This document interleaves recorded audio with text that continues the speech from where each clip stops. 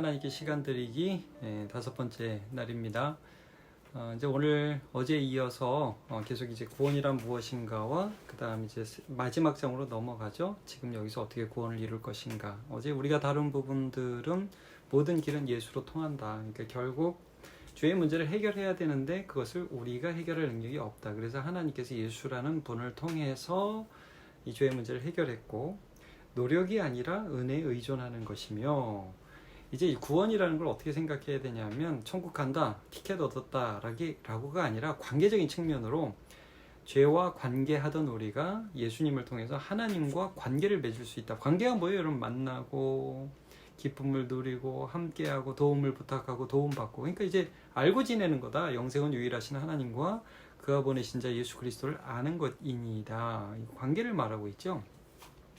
오늘 다룰 부분 9장 구원은 크고 넓다라는 부분이에요. 이제 관계를 맺는다라는 부분을 하면서 이 책의 저자께서 특별히 좀 이 부분을 터치하는데 굉장히 중요하다고 저도 보여져요. 뭐냐면 이제 개인 구원에만 초점을 맞추면서 이제 구원을 좁게만 생각하면 안 된다는 거예요. 무슨 말이냐면 지금 이제 우리가 이제 교회가 많이 비난받는 것은 뭐예요? 너무 이기적이다. 저도 이제 우리 성도들한테 얘기하는 게 당신 여러분의 자녀와 여러분이 돈 많이 벌고 부자 되고 우린 천국 간다 끝 이렇게 되면 이거는 굉장히 이기적인 것이다.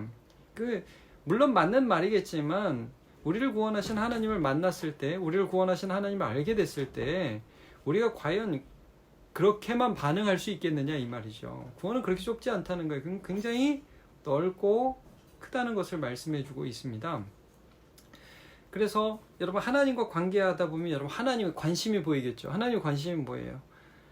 죄인을 구원하는 그 하나님의 마음. 근데 성경에도 계속 그걸 강조하죠. 그러다 보니까 당연히 물론 내가 고통 속에서 구원받고 내가 고통 속에서 건진받고 영원한 천국 가는 것도 중요하지만, 그러나 그 하나님의 관심인 한 사람 한 사람이 고통에서 해방되고 영원한 하나님을 함께 알아가는 것이 역시 중요해지는 삶을 살아가게 되고, 말하자면 여러분, 죄라는 게 뭐예요? 이 책에도 그걸 강조하는데 이기심, 나만 보는 거예요. 나만 보는 거, 나만 중요한 거예요. 여기서 해방되는 거예요. 그래서 하나님을 보게 되고 그 하나님의 관심인 사람을 보게 되고, 그러니까 여태까지는 어떻게 봤어요? 내가 어떤 사람을 볼 때 그 사람이 경쟁자란 말이에요. 내가 이겨야 될 대상이. 근데 내가 예수님을 통해서 하나님을 알게 되고 구원을 받게 되면 그때부터는 관점이 바뀌게 되는 거예요.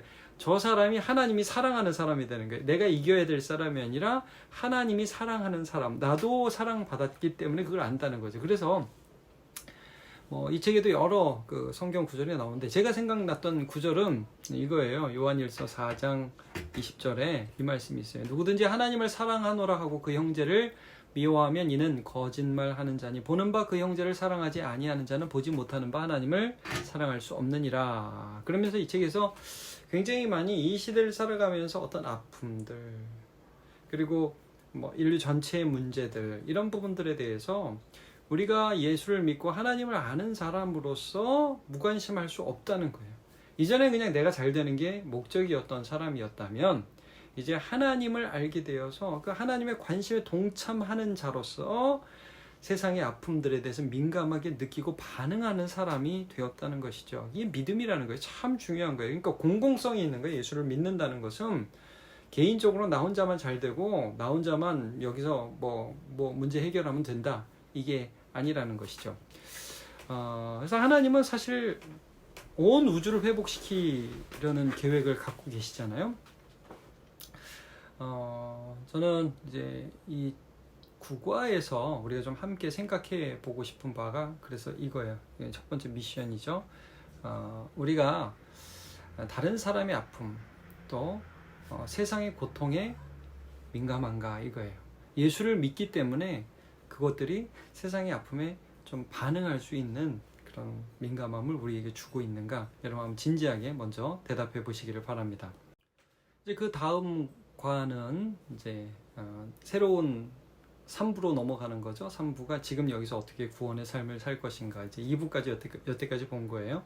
그래서 구원이란 무엇인가 라는 부분에 있어서 죄로부터의 하나님께로의 구원, 하나님과의 관계 맺기고, 이것은 큰 것이고 나만 구원받으면 되는 게 아니라 하나님의 큰 구원 역사에 동참하는 것이며 하나님의 관점으로 세상을 바라보는 것이고 그 길은 오직 예수 그리스도를 통해서 그를 의존함으로 믿음으로 이루어지는 것이다 라는 것을 함께 살펴보았어요.